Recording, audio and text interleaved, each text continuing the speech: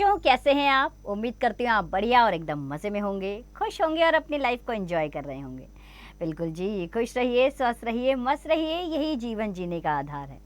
देखिए, जब हम खुश होते हैं ना तो हम कार्य भी निपुणता से करते हैं। तो चलिए रहते हैं खुश और बढ़ते हैं अपने अध्याय की ओर। हम पढ़ने वाले हैं अपना अध्याय जिसका नाम है कोटर और कुटीर। तो बच्चों, पाठ में चातक पुत्र को उसके पिता द्वारा समझाने के उपरांत यानी कि उसके बाद भी जब वह अपनी जिद पर अड़ा रहता है, तब उसे एक किसान के द्वारा यह ज्ञान होता है कि हमें जीवन में हमेशा संयम और धैर्य से कठिनाइयों का सामना करना चाहिए।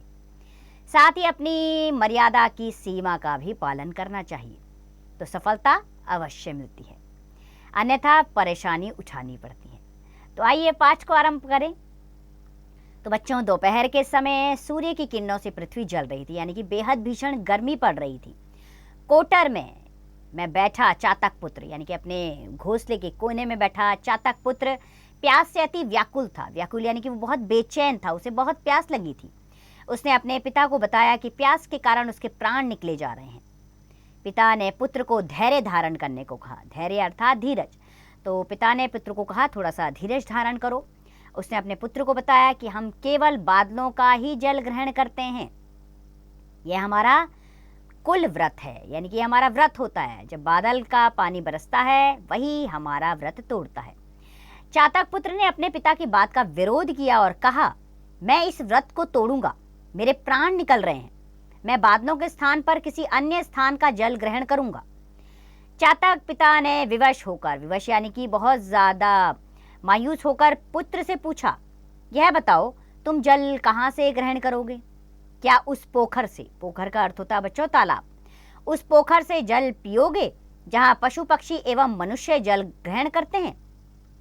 चातक पुत्र से पोखरी के गंदे जल के स्मरण यानी कि याद से ही फुहरी आ गई। वह बोला, मैं गंगा जल ग्रहण करूंगा। पिता ने उसे समझाया कि गंगा जी तो यहाँ से बहुत दूर है, वहां जाने के लिए कम से कम 5 दिन की उड़ान चाहिए। यदि तू नहीं मानता तो जा, पर रास्ते में एक बूंद भी ग्रहण मत करना। चातक पुत्र पिता की आज्ञा पाकर उड़ चला। उसने पिता की आज्ञा ली और वह उड़ चला गंगा जल ग्रहण करने।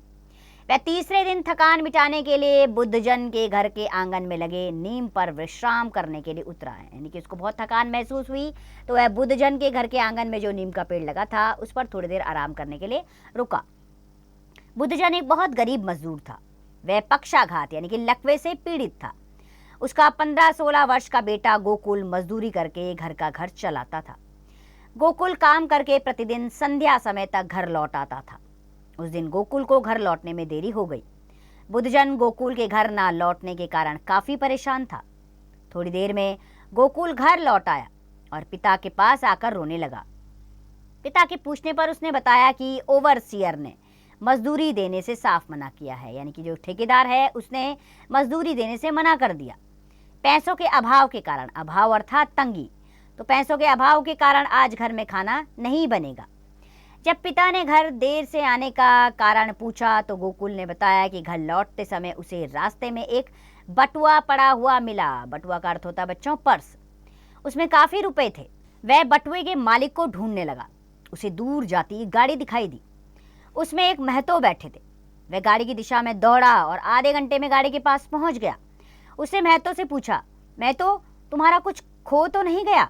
महतो ने जेब पर हाथ रखा तो वह पत्थर की भांति निस्तब्ध हो गया, यानी कि घबरा गया। गोकुल ने उसका बटुआ वापस लौटा दिया। महतो ने रुपए गिने, रुपए पूरे थे। उसने बटुए में से 2 रुपए निकालकर गोकुल को इनाम के रूप में देने चाहे, पर गोकुल ने इनाम के रुपए लेने से साफ इनकार का अर्थ होता है मना करना, साफ इनकार कर दिया और कहा, मेरे पिताजी ने किसी से भी भीख लेने से मना किया है, मैं मुफ्त के रुपए नहीं लूंगा। गोकुल की बातें सुनकर बुद्धजन की आंखों में आंसू बहने लगे। उसे पुत्र की ईमानदारी पर गर्व हुआ। गर्व यानी कि अभिमान होना। उसके निर्जीव शरीर में प्राणों का संचार हो गया, अर्थात उसे ऐसा लगा कि उसके शरीर में दोबारा से जीवन आ गया है। उसने गोकुल को अपनी छाती से लगा लिया। छाती यानी कि कलेजे से लगा लेना।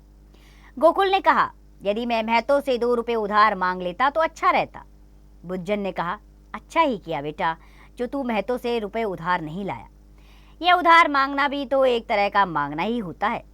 1-2 दिन की भूख हमारा कुछ नहीं बिगाड़ सकती। जिस तरह चातक अपने प्राण देकर भी मेघ अर्थात बादल के सिवा किसी अन्य स्रोत से जल ग्रहण कर व्रत नहीं तोड़ता, उसी तरह तू भी ईमानदारी की टेक मत छोड़ना। तो पिता ने समझाया, जिस प्रकार चातक पक्षु केवल अपना व्रत धारण करता है और बादल के बरसने पर उसी का पानी पीता है, तब तक वो अपना व्रत नहीं तोड़ता, उसी तरह तू भी अपनी ईमानदारी का व्रत मत तोड़ना। चाहे कितनी भी विपत्ति पड़े, अपनी नियति को मत डिगाना, बुद्धजन ने कहा। नीम के पेड़ पर बैठे चातक पुत्र ने बुद्धजन और गोकुल के मध्य हो रही बातचीत को सुना। उसकी आंखों से आंसू बहने लगे। वह सोचने लगा कि वह कितना अभागा है। अभागा का अर्थ होता है बच्चों, वह कितना भाग्य के अनुकूल है, कितना अभागा है जिसने अपने पिता की बात नहीं मानी। प्रातः अर्थात सवेरा, प्रातः होते ही वह अपने कोटर की ओर उड़ चला। वापस से वो अपने कोटर में जाने लगा। उसकी गति पहले की अपेक्षा अधिक तेज थी, यानी कि वो बहुत तेजी से उड़ रहा था। फिर भी पहुंचने में उसे 7 दिन लग गए। इधर अगले ही दिन बादलों ने ऐसी वर्षा की झड़ी लगा दी कि उसे बीच बीच में कई जगह रुकना पड़ा। अपने कोटर में पहुंचकर उसने अपने पिता से माफी मांगी। इसीलिए कहा गया है कि संकट के समय में भी अपनी मान और मर्यादा का उल्लंघन नहीं करना चाहिए, क्योंकि चरित्र की कसौटी कठिनाई की घड़ी में ही होती है। तो बच्चों, हमेशा हमें यह ध्यान रखना चाहिए कि हमारे जीवन में मुसीबत आए तो हमें साहसपूर्ण तरीके से उनका सामना करना चाहिए। धैर्य कभी ना खोएं। इंसान के धैर्य की परीक्षा संकट के समय ही होती है। उस समय अगर आपने धैर्य धारण कर लिया और आप विनम्रता के साथ अपने जीवन में आगे बढ़े, तो देखिए आगे सब कुछ आपका ही है। तो इसी उम्मीद के साथ ये सीख जरूर आप अपने जीवन में अपनाएंगे। हम आगे बढ़ते हैं अभ्यास प्रश्नों की ओर। सबसे पहले आ रहा है मौखिक प्रश्न, जिसमें पहला प्रश्न है, प्यास किसे लग रही थी? तो प्यास चातक पुत्र को लग रही थी। इसी प्रकार बाकी के प्रश्नों के उत्तर आप स्वयं देंगे। लिखित अभिव्यक्ति का प्रश्न है, सही उत्तर वाले गोले को रंगिए। पहला वाक्य है, चातक पुत्र केवल किसका जल ग्रहण कर सकता है? तो इसका तीसरा विकल्प है मेघ का। ठीक है, तो तीसरे वाले विकल्प को चुनेंगे आप। इसी प्रकार बाकी के विकल्प स्वयं चुनिए। अगला प्रश्न है, रिक्त स्थानों की पूर्ति करनी है। कोटर में बैठा चातक पुत्र प्यास से अति व्याकुल था। बाकी के रिक्त स्थान स्वयं पूर्ण कीजिएगा। किसने किससे कहा, मैं इस व्रत को तोड़ूंगा, मेरे प्राण निकल रहे हैं? चातक पुत्र ने पिता से कहा। बाकी के रिक्त स्थान स्वयं भरिए इसमें। अब अगला प्रश्न है बच्चों, पाठांश पढ़कर पूछे गए प्रश्नों के उत्तर लिखिए। अब यहाँ पर पाठ का अंश, पाठांश किसे कहा जाता है? पाठ का अंश। यहाँ पर पाठ का अंश आपको दिया गया है, इसे आपने पढ़ना है और इसी के अनुसार नीचे प्रश्न दिए गए हैं, जिनके उत्तर आपको इसी पाठांश में मिलेंगे। ठीक है, तो पाठांश पढ़िए और प्रश्नों के उत्तर दीजिए। अगला प्रश्न है, निम्नलिखित प्रश्नों के उत्तर लिखिए। यहाँ पर प्रश्नों के उत्तर लिखने हैं। पहला प्रश्न है, चातक पुत्र ने पिता को क्या समझाया? तो चातक पुत्र ने पिता को बताया कि उसे बेहद प्यास लग रही है, अब वह इंतजार नहीं कर सकता और वह जाकर गंगा जल का जल पिएगा। इसी प्रकार बाकी के प्रश्नों के उत्तर स्वयं दीजिए बच्चों। कल्पना की उड़ान का प्रश्न, क्या आपको लगता है कि एक सफल जीवन के लिए ईमानदारी आवश्यक है? बिल्कुल, एक सफल जीवन के लिए ईमानदारी का होना बेहद आवश्यक है, क्योंकि आप ईमानदार हैं तो आप जीवन में आगे सफलतापूर्वक बढ़ेंगे। भाषा की बात का प्रश्न है, समान अर्थ वाले शब्द को पर्यायवाची शब्द कहते हैं। तो नीचे दिए गए 3 पर्यायवाची लिखने हैं शब्दों के। जैसे पुत्र का होता है, क्या होता है? बेटा और आत्मज। ठीक है, इसी प्रकार बाकी की पर्यायवाची आप स्वयं लिखिए। अगला प्रश्न है, वे शब्द जो एक से अधिक अर्थ बताते हैं उन्हें अनेकार्थी शब्द कहते हैं। अब अनेकार्थी शब्द बताने हैं आपको। जैसे हरि का अनेकार्थी, हरि किसे कहा जाता है? हरि श्री कृष्ण को कहा जाता है। ठीक है, और हरि हरियाली का रंग होता है। इसी प्रकार बाकी के अनेकार्थी शब्द स्वयं लिखिए। अगला प्रश्न, जिन शब्दों से उसके विपरीत अर्थ का ज्ञान हो उसे भी विलोम शब्द कहते हैं। हम यहाँ पर विलोम शब्द लिखने हैं आपको। गरीब का विलोम अमीर होता है। बाकी के विलोम शब्द स्वयं लिखिए। अब विषय संवर्धक गतिविधियों में करना है बच्चों आपको कि बच्चों में आज्ञा पालन की आदतों का विकास किस प्रकार किया जा सकता है, इसके बारे में बताइए। और आपके विचार में आज्ञा पालन की क्या सीमाएं होनी चाहिए, ये भी बताइए। आपके अनुसार ईमानदार व्यक्ति में क्या गुण होने चाहिए और ईमानदारी हमारे जीवन में क्यों महत्वपूर्ण है, इस पर अपने सहपाठियों के साथ आप जरूर चर्चा कीजिए।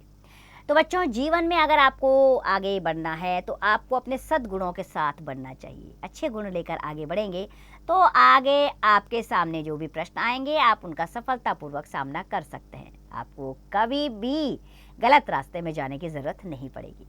तो इसी उम्मीद के साथ कि इस छोटी सी कहानी की बड़ी सी सीख को आप अवश्य अपने जीवन में अपनाएंगे। खुश रहिए, स्वस्थ रहिए, मस्त रहिए और इस पाठ का अभ्यास करते रहिए।